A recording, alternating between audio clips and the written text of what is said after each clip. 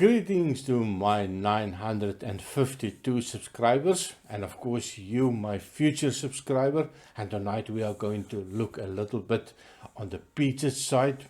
Now, most of you know that I'm not always a big fan of the big peat, and I just made a video on the nice sherried whiskies. Oh my word, I found the perfect sherried whiskey.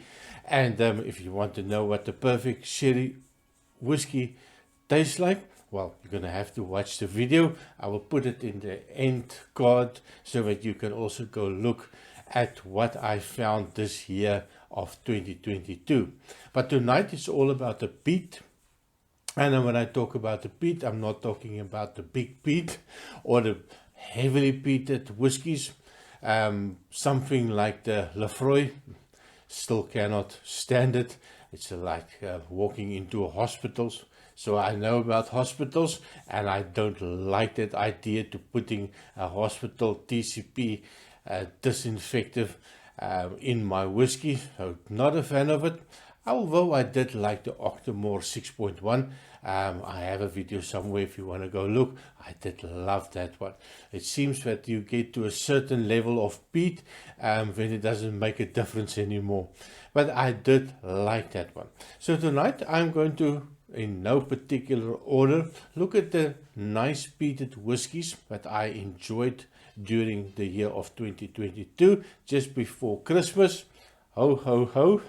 And I'm going to start off with something that's not going to be part of the list, but I thought I need to mention it as well. And it is something that was quite an interesting one. I think that is one of the starter whiskies that I did with peat, and that is the Kolila 12 years old. Nice big boy bottle as well, 1 liter bottle. This is now the second one that I've been on. I was given one some time ago as a gift from a friend of mine, and yeah, I kind of enjoyed it. So second bottle, not doing too bad on it, but it was not my best one. This one is a little bit of a special occasion one, for a simple reason. It, for me anyways, got a lot of peat in it.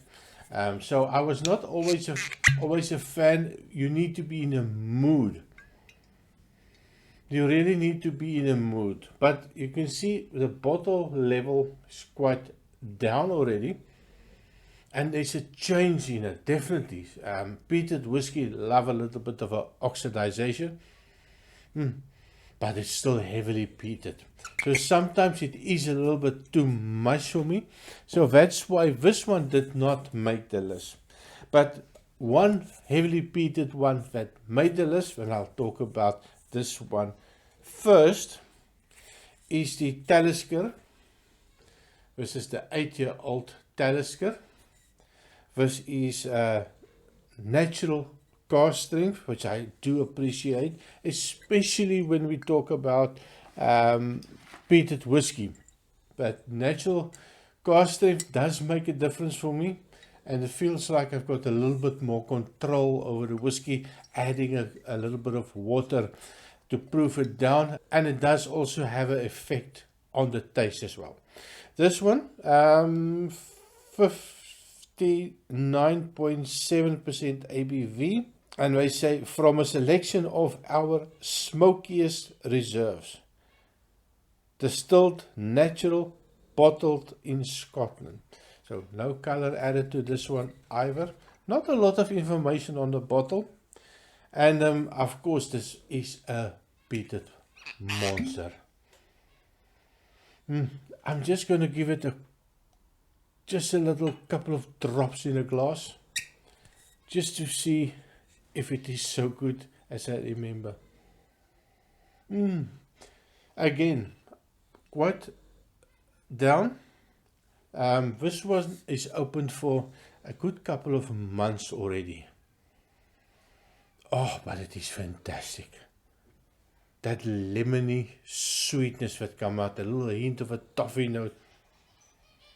Definitely that smoke. Oh, there is a little bit of a medicinal smoke, but from opening up the bottle for the first time, to now, oh, it is really light and inviting.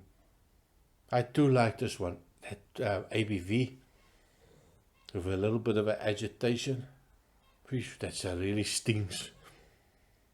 But the toffee notes, oh, it's really nice. So let me just give it a taste.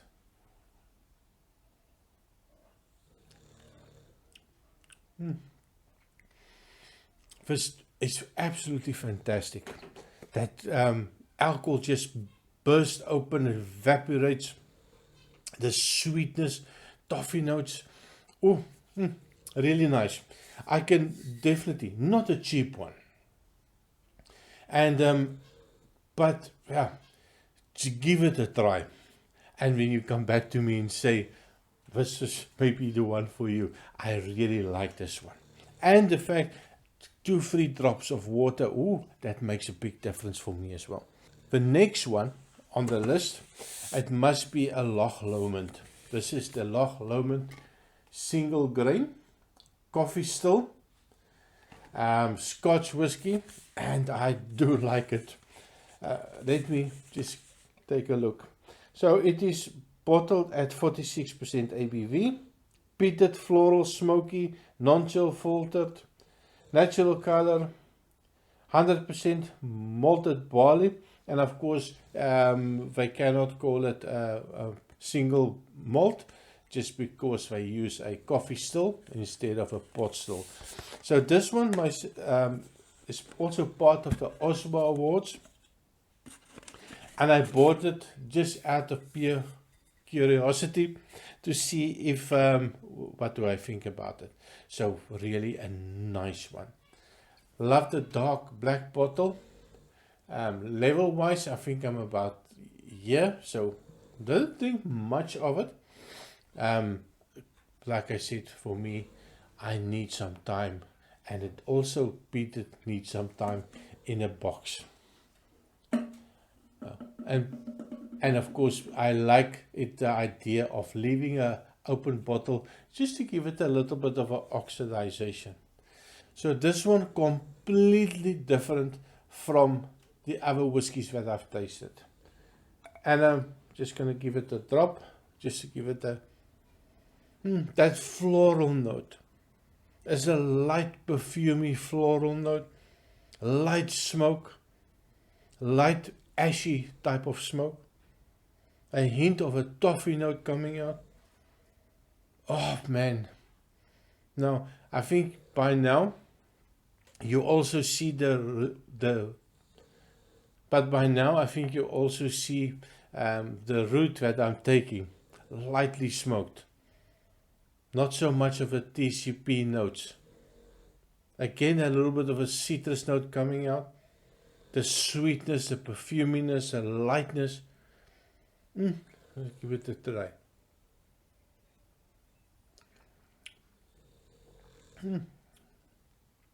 Wow, sweet citrus note. Absolutely fantastic. The sweetness, I was a little bit surprised on the sweetness on this one.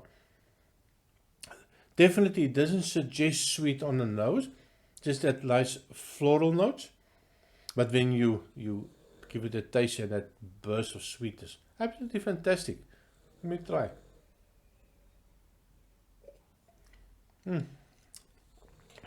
Again, a winner for me. I do like this one. So give this one a try. Tell me what you think about the Loch Lomond single grain Scotch whiskey. The next one was a little bit of a strange one. Never heard of it. Never seen it actually in the market. Maybe I was just looking good enough to find it. But it's something that I got as a gift. And this was from the Masters of Malt. They had an online live thing going on. And they just picked people at random. And I got this one as a gift from the Masters of Malt. So I was quite excited. It's the first time that I got a gift from a company. And of course I had to do a review on it. So all these whiskies have been reviewed. So if you are interested to get a full review of it, just go do a little bit of a search or go to my homepage, and all of the whiskies are there. I think I've done almost getting close to 400 videos in the last 2 years, so I've been drinking way too much whiskey. But anyway, back to the whiskey. It is the character, I call it the character of Island Whiskey Company, Aerolite Lindsay, 10 years old single malt from Islay. This is the part where we meant to entice you, the drinker. The tales of this magical island of Islay in all its splendid isolation. The Islay pilgrimage of any discerning whiskey drinker is paved with provenance, heritage, and of course peat, smoke, breathing dragons. But you know that already. I'm just playing a little bit of the fiddle. And of course, most of the time I don't get, when I have put notes of tasting notes on it, I think to myself, maybe I'm broken. I don't get all of these notes that they are talking about. But sometimes, I don't care. For me, it's what I taste, what's in the memory bank. This one, really nice, but not much information on the box itself. 46% ABV. And I'm not going to taste this one as well, but really nice. If I can tell you, I was a little bit surprised on this one. Didn't know much about it. Didn't do a lot of research on it before I did my review. So again, you can go have a look. But the sweetness of it. The smoky sweetness. And me and smoky sweetness. Smoke needs to be sweet. Lefroy, listen. Really nice. That lovely light floral sweetness coming out. So I do like it. Another one on my list of lightly peated or lightly smoked whiskey. Of course, I have to use the Loch Lomond 12 years old. So two Loch Lomans that I really enjoyed, hence I bought a bottle of it. I don't buy something that I don't really love. Again, this is a 12-year-old Loch Lomond single malt Scotch whiskey, bottled at 46% ABV, non-chill filtered, probably natural color. It's not on the box, so I can only assume, but probably assumption makes just a fool of me. It is a little bit on the dark side for 12 years old. So I suspect there might be a little bit of a coloring going in there. But of course, I'm sure one of my favorite subscribers will correct me if I'm wrong. I can't remember everything. Too many whiskies, getting old. Information goes in here, goes out, makes space, goes out on the other side. I'm not one of those gurus on whiskey channels that can remember the prices that something they bought 5 years ago. I'm just not that person. So, oh my word. No.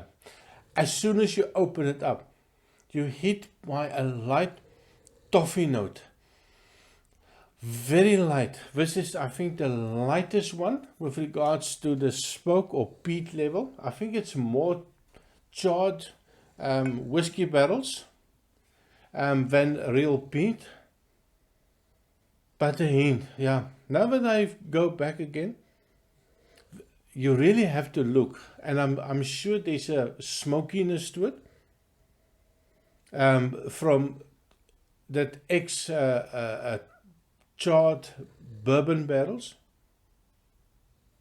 And if I remember correctly, it's a mix between 80% ex-bourbon and 20% reburnt bourbon barrels. So really, really light on the peat. You really have to go look for it, especially if you had some previously. The smoke.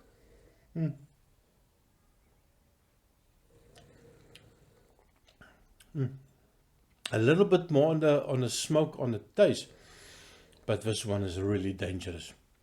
Be careful when you buy this one. It is 46% ABV. it's going to kick you in the butt, because this one you're not going to put down. Oh, my word. I need to put it down.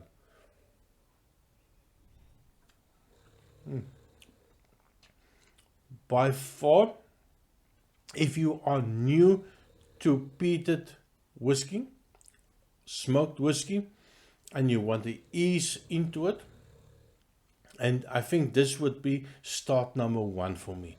Very light smoke in it, light peat in it, and I think it could be because of just that charred barrels. But it is, wow, it's a sweetness, slight smoke, peaches, a little bit of a furniture polish, raisins. There's even a little fig component, and a little bit of a plum component in it. Oh, I think this one for me is really, really nice. And of course the last one, and I'm not going to give this one a taste because I think most people have heard about it. A lot of people are talking about it. And I think this is something with Aquavite. Roy started, I think he's the one that started pushing this one on his channel as one of the best whiskies for the year. And of course I know Ralphie was talking about it, and a lot of other channels are talking about it. And of course I'm talking about the Lidjack 10 years old single malt from the Isle of Mull. It is rich peat, smoke and spice, and I agree with everything on it, and it is bottled at a 46.3% ABV. Very proud of that 0.3%. So this one really nice. I enjoy it. Definitely something that I would recommend. So many people cannot be wrong by picking this one. Not a lot of information on the bottle. Actually almost no information on the bottle. They do have a little bit of a fine print. And let's see, they're talking about flavors of powerful peat, smoke, sweet, medicinal, and lingering saltiness. I never can get the saltiness. I don't know why. Maybe I'm just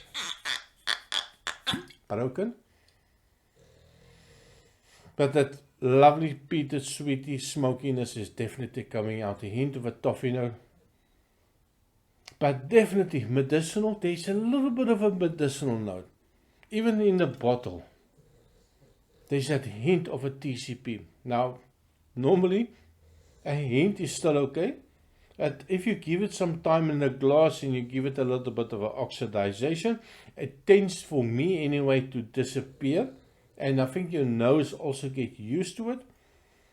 And when you are left with that lovely lingering sweetness that they are talking about. And on the taste, oh my word, if you once start tasting this one, you're not going to stop drinking it.